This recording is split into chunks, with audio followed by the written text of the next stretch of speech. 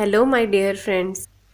Welcome to Swarnim Ayurveda. This is Dr. Vijayalakshmi, BMS Ayurvedacharya. My today's topic is anemia, very common in ladies. इस रोग के बारे में अगर हम बात करें तो आयुर्वेद इस रोग को पांडु रोग नाम से बुलाता है। जिस बीमारी में बीमार व्यक्ति का वर्ण, रोगी का वर्ण श्वेत पीत वाइटिश येलो कलर का हो जाता है, उसे पांडु रोग या एनीमिया कहते हैं। इस रोग को पांडु रोग कहने का कारण कलर को इंडिकेट करना है। पांडु अर्थात पेलर। पेलर कहने का तात्पर्य ये है कि एनीमिया रोग पेलर कलर प्राइमरी सिम्टम वाले अनेक रोगों का एक ग्रुप है। मतलब anaemia indicates so various kind of disease. According to modern science, pallor is paleness of skin and mucous membrane either as a result of diminished circulatory red blood cells RBC और diminished blood supply। Modern science के according skin या mucus membrane की paleness जो कि या तो RBC के कम होने से या फिर ब्लड सप्लाई की किसी वजह से कम हो जाने की वजह से होती है। पांडु रोग या एनीमिया के निदान या कारणों के विषय में बात करें। आयुर्वेद के अनुसार इसे 3 भागों में हम बांट सकते हैं: आहारज निदान, विहारज निदान और निदानार्थकर रोग। आहारज निदान का मतलब है कि वे कारण जो हमारे खान पान की वजह से एनीमिया को कॉज करते हैं, जैसे अम्ल, लवण, क्षार, खट्टी चीज़ें ज़्यादा लेते हैं, सॉल्टी चीज़ें ज़्यादा लेते हैं, अति उष्ण पदार्थों का अति सेवन यानी गर्म प्रभाव वाली चीज़ें जिनका असर ब्लड पे गर्म ज़्यादा है, ज़्यादा इंटेक हम इनको कर रहे हैं। विरुद्ध मछली या दूध इस तरह के भोजन या असात में भोजन जो हमें पचते नहीं फिर भी हम उन्हें खा रहे हैं, pizza, burger etcetera, we can count such things in this group. तिल, तेल, उड़द इन चीज़ों का ज़्यादा सेवन हुआ। विदाही अन्न अर्थात जो हमारे ब्लड को इन्फेक्ट करने का काम करती हैं उनका अधिक सेवन। अति मध्य सेवन यानी अल्कोहल का ज़्यादा इंटेक, मछली ज़्यादा लेना, मिट्टी का सेवन करना, जैसे बच्चे मिट्टी खा लेते हैं उस वजह से भी एनीमिया कॉज होता है। प्रमिताशन आयुर्वेदोक्त 6 रसों में से केवल एक रस का ही लगातार सेवन करना। आयुर्वेद मधुर, अम्ल, लवण, कटु, तिक्त, कषाय 6 रसों को संतुलित मात्रा में स्वस्थ होने के लिए सेवन के लिए आवश्यक बताता है। इन 6 में से किसी एक को ही आप लगातार खा रहे हैं तो उससे भी रक्त प्रकोप होता है, एनीमिया कॉज होती है। विहारज निदान, विहारज का मतलब है हमारा उठना बैठना चलना फिरना। इसके कारणों में आता है अति व्यायाम यानी हम एक्सरसाइज कर रहे हैं, ज़्यादा व्यायाम करना। दिवाशयन यानी दिन में सोना, वेग धारण, मल मूत्र का वेग रोकने से, छर्दी वेग रोकने से। मानसिक तनाव, चिंता करते हैं ज़्यादा, क्रोध करते हैं, शोक ज़्यादा है हमें, दुख ज़्यादा करते हैं। या फिर आयुर्वेद के संशोधन कर्म पंचकर्म का विषम योग, जैसे वमन विरेचन ठीक तरह से नहीं हुए हैं। अब बात करते हैं निदानार्थकर रोग। निदानार्थकर रोग का मतलब है कि पहले कोई डिजीज बॉडी में हुई, उसके बाद उसके कारण एनीमिया कॉज हुआ। इस ग्रुप में प्रमुख बीमारियां हैं रक्तार्श यानी पाइल्स विद ब्लीडिंग, रक्त पित्त, हिमेप्टिसिस, हिमेटेमेसिस, हिमेचूरिया, मिलेना, इनको हम रक्त पित्त के अंदर गिन सकते हैं। जैसे बलगम में खून आना, उल्टी में खून आना, यूरिन में ब्लड आना या स्टूल में ब्लड आना। पेट के कीड़े वॉर्म इन्फेस्टेशन की वजह से भी एनीमिया कॉज हो सकता है। मियादी बुखार जैसे मलेरिया, इसके कारण भी आरबीसीज का काफ़ी नुकसान शरीर को होता है, एनीमिया हो सकता है। हेमोरेजिया यानी रक्त प्रदर, चोट किसी वजह से लग गई, ब्लड लॉस हो गया। व्रण, गुल्म है, रक्त गुल्म, कामला, you can count jaundice within this. शोथ, कोई उदर रोग हमें है उसके कारण से इंटरनल ब्लीडिंग हो रही है and that is a cause of RBC loss. रक्त अर्बुद, any kind of tumour that is causing blood loss. Tuberculosis या डायबिटीज़।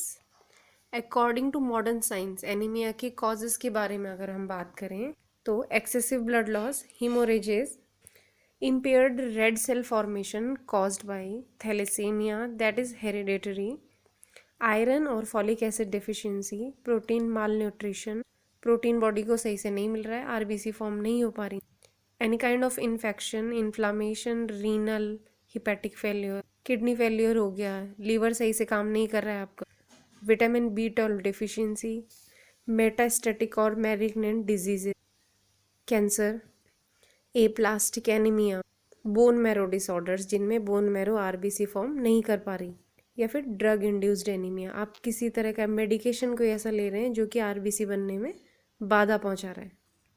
इसके अलावा हेमोलाइटिक कॉजेज, आरबीसी बन तो रही हैं लेकिन टूट जाती हैं, वॉर्म इन्फेस्टेशन और अदर काइंड ऑफ डिजीजेज, जैसे स्कर्वी है, आपके मसूड़ों से ब्लीडिंग हो रही है, आरबीसी लॉस हो रहा है, परप्यूरा है, haemophilia that is a kind of hereditary disease, malaria, इन सब कारणों के उत्पन्न होने से जब पित्त प्रधान त्रिदोष प्रकोप शरीर में होता है तो रस रक्त धातुएं शरीर की दूषित होती हैं और ये हमारे बल, वर्ण और ओज के गुणों को क्षय या क्षीण करती हैं, उनको घटाती, डिक्रीज कर रही हैं, और इस कारण से अल्प रक्तता यानी एनीमिया, अल्प मेद, इमैकेशन जो मतलब आदमी कृश होगा, पतला हो जाएगा, थिननेस आ जाएगी, निस्सारता यानी उसे कुछ भी अच्छा नहीं लगेगा, और इंद्रिय शिथिलता यानी उसकी इंद्रियां सही से काम नहीं करती हैं, that is all kind of weakness, ये सब लक्षण उत्पन्न होंगे और शरीर वैवर्ण्य हो जाएगा, यानी उसका जो वर्ण है, कलर है,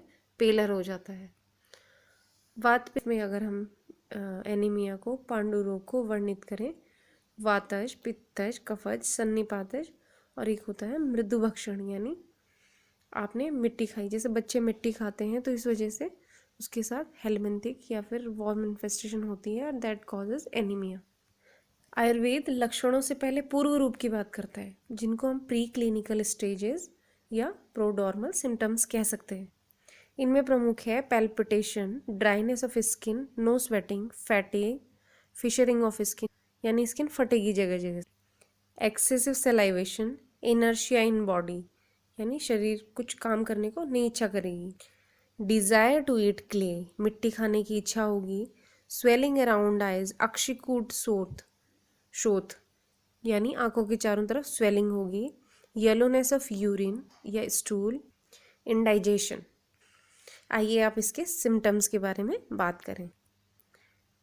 पेलर ऑफ स्किन यानी स्किन का कलर लाइट होना, रक्ताल्पता scanty blood, fat deficiency, loss of glow, body से आपका फेस से ग्लो चला जाएगा, सेंसरी ब्लंटिंग, इंद्रियां शिथिल हो जाएंगी, इंद्रियां सही से काम नहीं करेंगी, जो पंच ज्ञान इंद्रियां आपकी आँख, नाक, कान, जीभ, त्वचा, टिनाइटस, कानों में आवाज़ सुनाई देती है, घंटी बजने की तरह जो आवाज़ सुनाई देती है, ये एनीमिया का प्रमुख लक्षण है।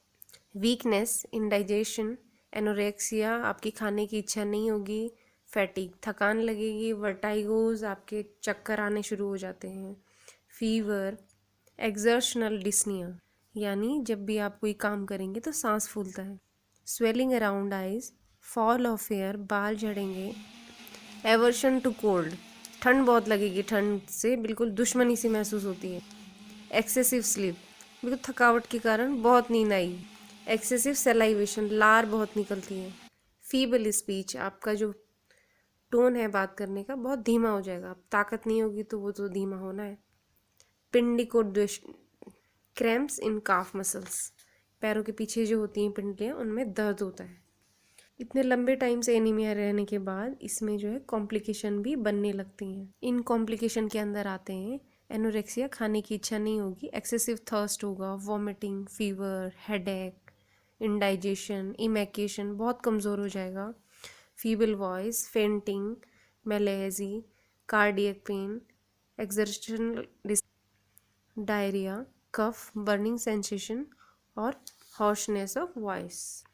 आइए अब इस रोग की चिकित्सा के बारे में बात करें। आयुर्वेद का सर्वप्रथम चिकित्सा सिद्धांत है निदान परिवर्जनम, यानी अंडरलाइंग कॉज को रिमूव किया जाए। संशोधन चिकित्सा यानी दोषों को शरीर से बाहर निकाला जाए, उसके अंतर्गत आता है आभ्यंतर स्नेहन, वमन, विरेचन या बस्ती, उसके अंदर आती है रक्त बस्ती। इन उपक्रमों में भी चिकित्सक द्वारा दोषों को थोड़ी थोड़ी मात्रा में बार बार बाहर निकाला जाना चाहिए, एक साथ करने से इडीमा की उत्पत्ति होती है, दैट इज़ मोर डेंजरस। संशमन चिकित्सा में पुनर्नवा मंडूर, आरोग्यवर्धिनी वटी, आमलकी चूर्ण, धात्री लौ, शिलाजतु रसायन, कल्याणक घृत, लोहासव इत्यादि युक्ति अनुसार, मतलब जिस स्टेज में रोगी है उसके अनुसार चिकित्सक को देना चाहिए। आइए अब पथ्य अपथ्य की बात करें। पथ्य आहार में आता है जौ, शाली चावल, मूंग की दाल, मसूर की दाल, कुष्मांड यानी पेठा, परवल, गोमूत्र, हल्दी, शहद, घी, मट्ठा, हरड़, सोंठ, आंवला, पालक, मेथी, गाजर, लहसुन, केला आदि। पथ्य विहार की बात करें तो प्रसन्न मन से रहना, यानी मूड को अपने अच्छा करके रखें, और मृदु विरेचन यानी पेट आपका साफ रहे। अपथ्य आहार के अंतर्गत उड़द की दाल, सेम, तिल, हींग, पान, सरसों, अल्कोहल, साल्ट, खट्टी चीज़ें, मछली और ज़्यादा पानी पीना। अपथ्य विहार में धूप सेकना, एक्सेसिव सेक्सुअल एक्टिविटीज़, स्मोकिंग, दिन में सोना, एक्सेसिव एक्सर्शन, वेग धारण करना यानी मलमूत्र का वेग रोकना, चिंता, क्रोध, any kind of mental tension. In modern science, doctors give hematinic drugs to make body producing more RBCs. I hope I could make you clear the anemia. If you want to know more about any disease, you can comment to me. Thank you.